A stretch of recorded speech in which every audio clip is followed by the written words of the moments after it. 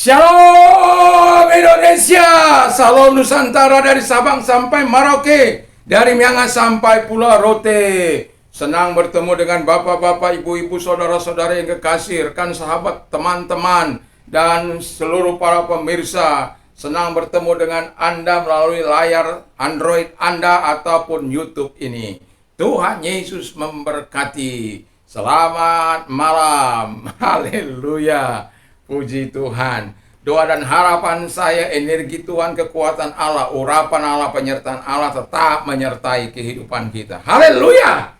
Saya akan membaca firman Allah dalam Daniel 1 ayat yang keempat, yakni orang-orang muda yang tidak ada suatu celah, yang berperawakan baik, yang memahami berbagai-bagai hikmat, berpengetahuan banyak, dan yang mempunyai pengertian tentang ilmu, yakni orang-orang yang cakap untuk bekerja dalam istana raja, supaya mereka diajarkan tulisan dan bahasa orang Kasdim. Puji nama Tuhan. Tema kita adalah menjadi berkat Tuhan walaupun di pembuangan. Ya, menjadi berkat Tuhan walaupun di pembuangan. Ini kisah orang muda yang begitu brilian, yang begitu punya kehebatan yang sangat luar biasa, yang bisa menjadi standar kehidupan dalam melakukan hal-hal ke masa yang akan datang atau kepada kemajuan-kemajuan yang akan datang ini. Dan orang-orang muda perlu belajar dari Sadrak, Mesak, Abednego, dan Daniel, atau Daniel yang disebut Belsasar, Hananya, Sadrak, Misael, Mesak, Azaria, itu Abednego. Yang memberi nama itu adalah pemimpin pegawai istana, ya. Itu nama lain kepada mereka, Belsasar, Sadrak, Mesak, Abednego. Puji nama Tuhan. Jadi yang pertama kita baca tadi bahwa hidup tanpa cacat celah di hadapan Tuhan. Jadi kita bisa melihat bagaimana ketika mereka diberikan kesempatan untuk makan dari makanan raja, tetapi mereka menolaknya. Karena mereka adalah orang yang takut akan Tuhan, yang hidup benar, menghargai Tuhan, menyembah Tuhan, dan mereka sungguh-sungguh taat kepada Tuhan. Dan itu sebabnya mereka tidak ingin makan dari makanan raja, karena makanan raja itu telah dipersembahkan terlebih dahulu kepada dewa-dewi pada waktu itu. Jadi sehingga jelas Sadrak, Mesak, Abednego dan Daniel menolak itu. Tetapi pemimpin pegawai istana itu menjadi takut. Tetapi Daniel katakan, uji saja kami selama 10 hari dan Anda akan bisa menilai sendiri. Kalau engkau pandang baik, maka izinlah kami melakukan. Kalau tidak, terserahlah kepada Tuhan. Dan diadakan pengujian selama 10 hari dan perawakan mereka jauh lebih baik. Itu sebabnya pemimpin pegawai istana tidak merasa khawatir untuk memberikan mereka apa yang mereka minta tanpa harus mencampur baur dengan makanan-makanan istana. Jadi itu karena mereka tidak mau membuat hidup mereka bercelah di hadapan Tuhan. Dan firman Allah dalam Mazmur 15 di sana dikatakan, siapakah yang boleh diam di baitmu yang kudus atau di gunungmu yang kudus? Siapakah yang boleh diam di tempatmu yang kudus? Mereka-mereka yang tidak bercacat, yang mengatakan apa yang benar, yang tidak melakukan yang jahat terhadap tetangganya, dan yang tidak menerima suap, yang tidak melakukan dosa, yang tidak menerima tidak melakukan apa yang jahat kepada orang-orang benar, dan lain sebagainya. Jadi baca nanti dalam Mazmur 15 tersebut. Jadi mereka adalah orang-orang yang hidup tidak bercelah di hadapan Tuhan. Mereka betul-betul menjaga dirinya, menyenangkan sesamanya, tapi juga terlebih menyenangkan hati Tuhan.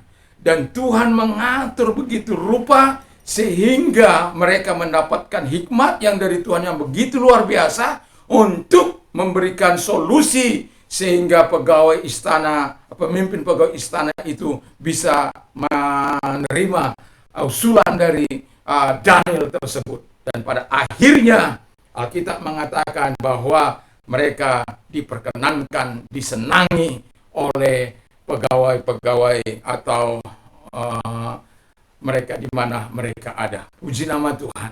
Jadi mereka adalah orang-orang yang bersahabat dengan Allah, orang-orang yang betul-betul sekalipun masih muda berada di pembuangan, itu mereka menerapkan.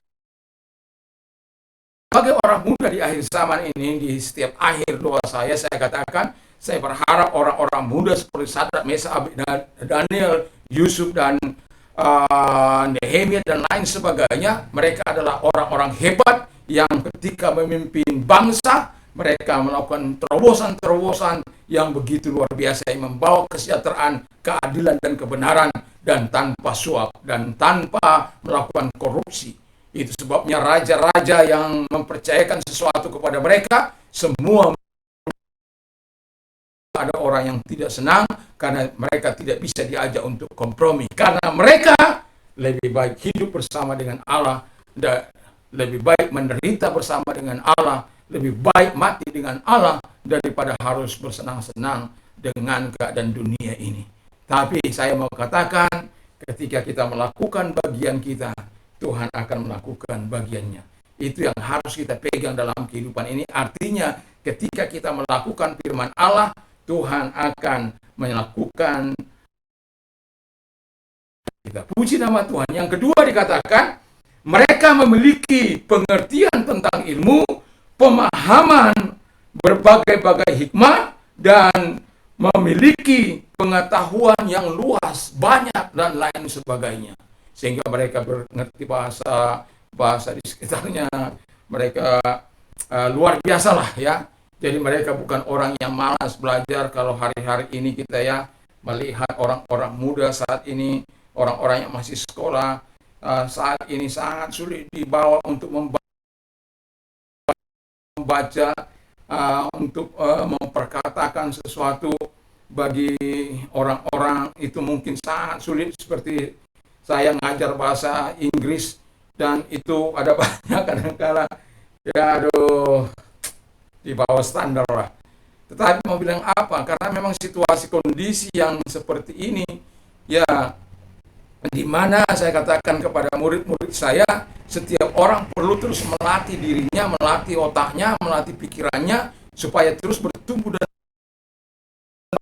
kita tidak masuk sekolah, tapi kita harus tetap membaca, tapi kita harus tetap melatih otak kita supaya kita tetap bisa berkembang.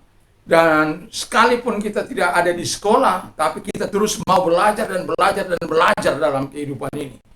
Saya sadar membawa khotbah ini 2 kali dalam 1 hari itu bukan sesuatu yang mudah, tetapi saya menyiapkan diri untuk meneliti, membaca firman Allah, walaupun ada banyak kelemahan kekurangan di dalamnya. Tetapi saya mau katakan bahwa kita harus tetap belajar dan belajar dalam kehidupan ini untuk mendapatkan sesuatu yang jauh lebih baik. Mempelajari firman Allah, iman kita dikuatkan, kita sendiri bisa menjadi penghibur bagi orang lain, dan kita bisa menolong orang lain untuk terus bertumbuh dalam imannya. Jangan tinggalkan firman Allah. Milikilah pengetahuan, milikilah hikmat Tuhan yang di dalam kehidupan ini perlu kita miliki. Saya belajar beberapa bahasa dalam hidup ini, tetapi bukan untuk wah-wahan, tetapi saya mau katakan bahwa saya hanya ingin bisa menolong orang lain atau orang luar datang kemari, bisa saya tolong ketika saya bertemu dengan mereka atau mereka sedang tersesat, saya bisa menolong mereka. Jadi itu tujuannya. Jadi saya menanamkan, saya menolong orang lain, terutama orang-orang di luar sana. Gus juga bisa mengajar sahabat-sahabat saya, baik itu dalam belajar bahasa Inggris maupun bahasa Jepang. Jadi Tuhan Yesus memberkati kita semuanya. Jadi Tuhan nolong kita, yang setiap hari kita harus tambah kosakata kita, yang terus kita hafal, melatih kemampuan kita terus supaya ya kita meniru itu Sadrak, Mesak, Abednego dalam kehidupan ini. Ya, belajar itu senantiasa sampai seumur hidup kita. Belajar membaca buku, belajar secara otodidak, belajar terus Ya, kalau kita memang Tuhan percayakan sesuatu yang jauh lebih baik, Tuhan, mari kita lakukan dengan baik. Puji nama Tuhan. Jadi mereka memiliki pengertian tentang ilmu, pemahaman, dan pengetahuan. Aduh, luar biasa.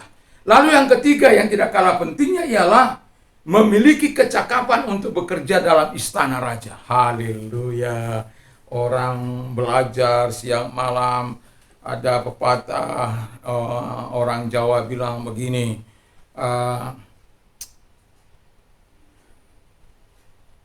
you must study hard before you get your bright future. Haleluya. Just kidding ya, just kidding. Sebab knowledge is power, kata orang sana itu ya. Jadi ya, pengetahuan itu adalah kekuatan atau kekuasaan, dan juga kita tahu bahwa sebelum kita menerima masa atau masa depan yang cerah, harus terlebih dahulu kita harus belajar. Ya, itu intinya.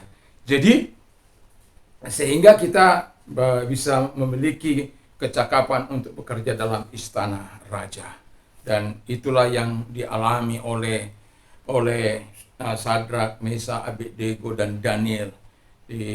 Bahkan Daniel itu luar biasa ya, di 3 raja yang berbeda dia ikut terus ya. Haleluya ya, dari Nebukadnezar luar biasa ya, sampai kepada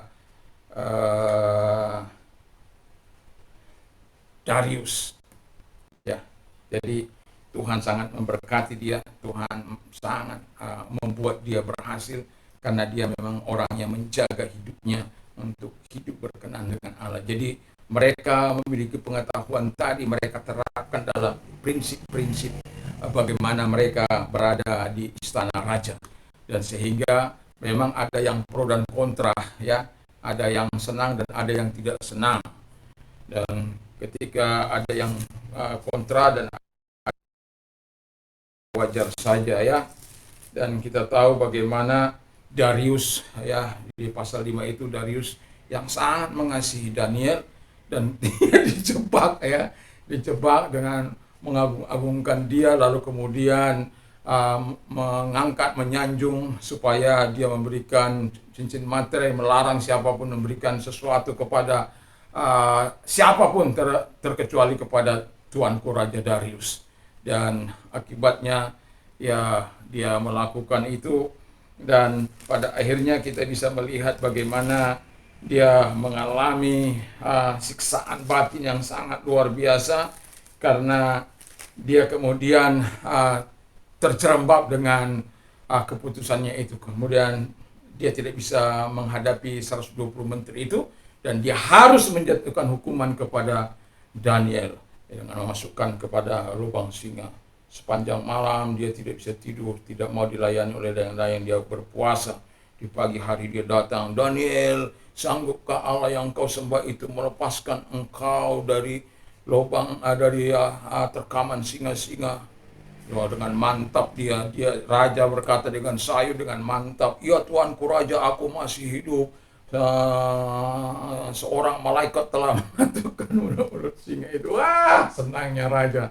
120 menteri beserta anak-anak cucunya. Bam! Ya, dihajar dan kemudian mengalami penyiksaan yang sangat luar biasa. Jadi mereka adalah orang-orang yang cakap. Karena apa? Cakap untuk bekerja dalam istana raja.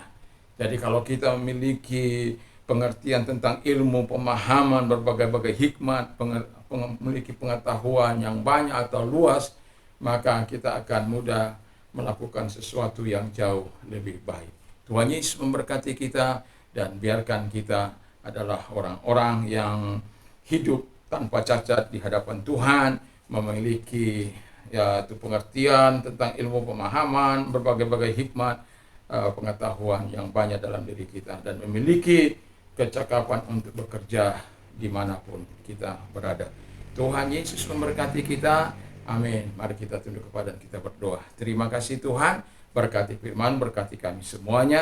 di dalam nama Tuhan Yesus Kristus. Dan kami mau berdoa syafaat, Presiden dan Wakil Presiden diberkatilah, diberikan hikmat akal budi dalam menjalankan roda pemerintahan di negeri ini, sehingga membawa Indonesia dari Sabang sampai Merauke dalam kemakmuran dan kesejahteraan. Semua rakyatnya sejahtera, makmur, namamu dipuji dan dipermuliakan. Terima kasih Bapa di surga. Kami juga berdoa buat gereja Tuhan, harus nasional dimanapun ada. Tuhan memberkati, Tuhan tolong sehingga tetap dapat menyampaikan suara kenabian. Dan gereja-gereja Tuhan memberkati, gereja Pantai Kosta juga Tuhan berkati dimanapun ada.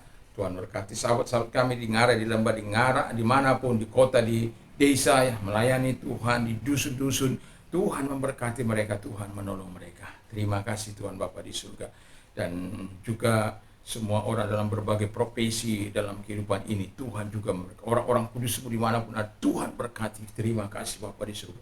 Dan kami juga berdoa buat orang-orang sakit Tuhan, baik yang COVID, selalu ada kuasa bagi mereka untuk Engkau sembuhkan. Dalam nama Yesus, tempangkan tangan atas mereka, sembuhlah Engkau dari COVID-mu dan tarik roh maut dari mereka. Dokter, para dokter Tuhan berkati, mereka yang terlibat dalam Satgas COVID juga Tuhan berkati. Dan terima kasih, terus Tuhan buat terobosan bagi bangsa ini, sehingga COVID ini bisa lenyap dari Indonesia. Terima kasih Bapa di surga. Dan kami juga berdoa Tuhan bagi orang-orang yang sakit itu Tuhan, apapun sakit mereka, Tuhan sanggup untuk menolong mereka. Selalu ada kuasa-Mu, kemurahan-Mu, pertolongan bagi mereka yang berharap dan bersandar kepadamu dan beriman dan berdoa kepadamu.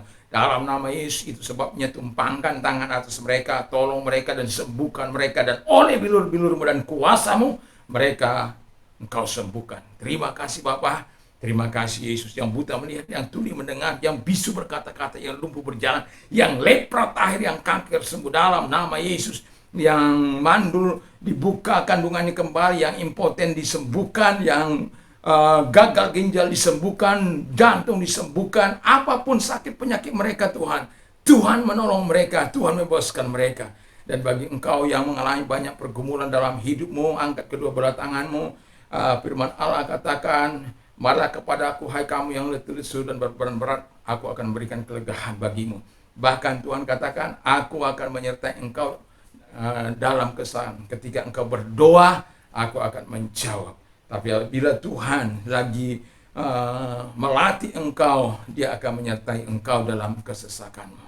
Tuhan Yesus memberkati. Dan itu sebabnya mari Tuhan topang mereka, genggam tangan mereka, urapi mereka, bebaskan mereka dari persoalan-persoalan kehidupan ini Tuhan.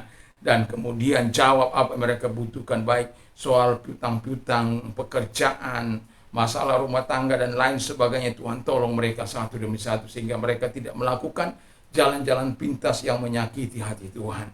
Kami juga berdoa buat orang yang mau bertobat kepadamu Tuhan, mau kelahiran baru, datanglah kepada mereka. Kalau engkau orangnya, mari angkat tanganmu, taruh tanganmu di dada, kita berdoa. Tuhan Yesus, lihatlah mereka yang menaruh tangan di dada, sama seperti engkau melawati Paulus, lawati juga mereka Tuhan.